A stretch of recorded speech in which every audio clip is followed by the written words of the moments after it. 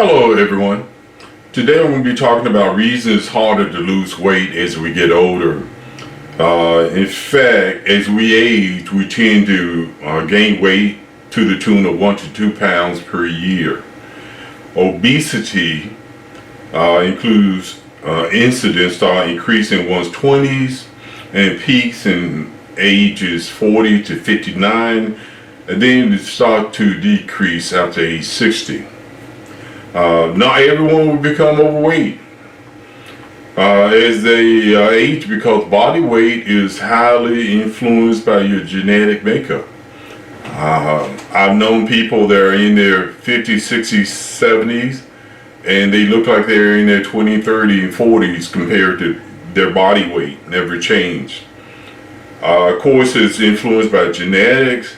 Your level of physical activity is very important. And your food choices. What do you eat? One thing about getting older, we lose muscle mass. It begins to decline 3 to 8% per decade after age 30. Now, why is that important?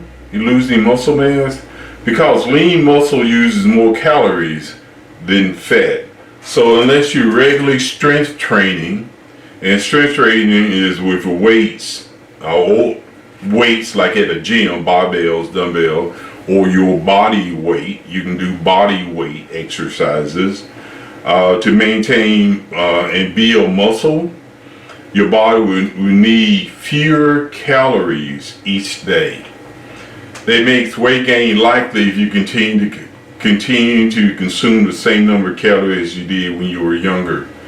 So as we get older, because of all the changes that we're going through physically, we probably do need fewer calories than we were 20 years old and we played basketball every weekend. Another reason why it's harder to lose weight as we get older is because of hormonal changes, and that includes hormonal changes for men and women. For women, menopause, which occurs most often between ages 45 and 55, causes a significant drop in estrogen that encourages extra pounds to settle around the belly. And of course, that's the worst fat you can have is belly fat, because that impacts liver, kidneys, all the internal organs. On men, on the other hand, experience a significant drop in testosterone as we get older, which has been gradually declined around age 40 at about a rate of 1 to 2% per year. Testosterone, for those who don't know, is responsible for many other things like regulating fat distribution and muscle strength and mass.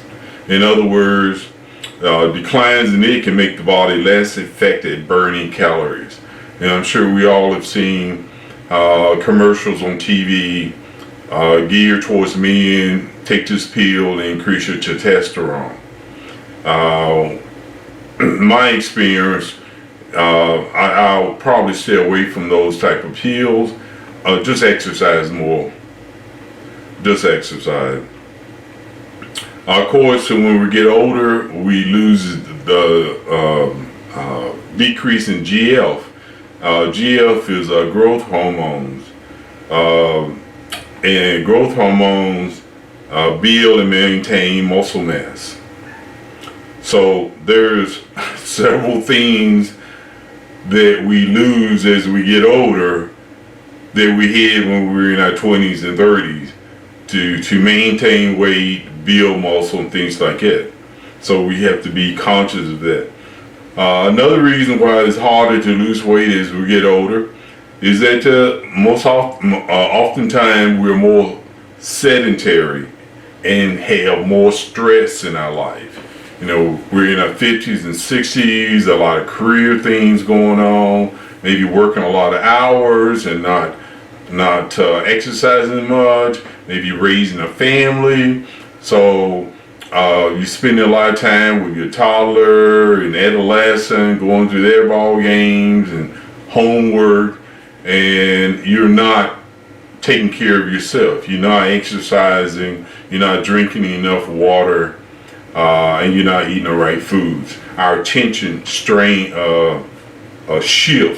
as we get older, which may also affect the weight loss. So to help with all of this is basically we got to be more conscious of what we eat, and we may need fewer calories. If we're sitting in a car, driving to our job, that's an hour, 1 hour away. Once we get there, we sit in the chair for 8 hours.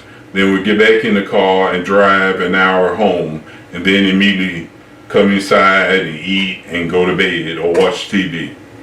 So we need to be conscious of what we're doing. We got to put those steps in there. Walking, we got to walk. We got to make sure we're eating enough right foods, and not the quick foods like you may get as these McDonald's and Burger King. Nothing knock them, because I go there myself occasionally. But if that's all you eat, which is high in fat, high in sodium, you're gonna have issues. And then watching what we eat, but exercising. Just make it a point to, especially if you're obese, look at least doing an hour a day.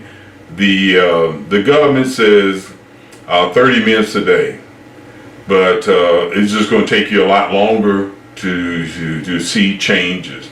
So I would recommend an hour a day of walking or some type of exercise.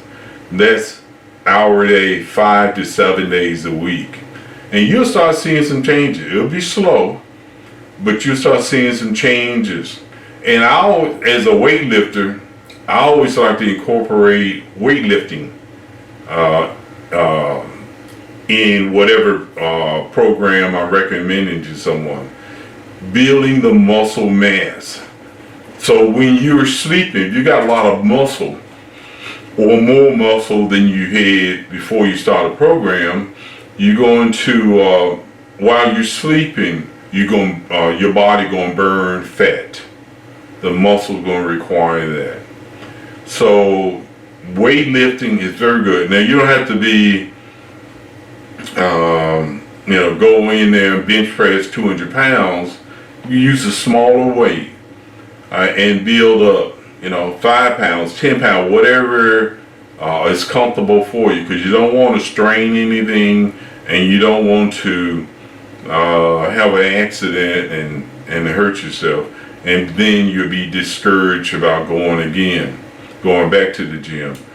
But I really, if you don't go to the gym, I like going to the gym because I do use very heavy weights, and a lot of them.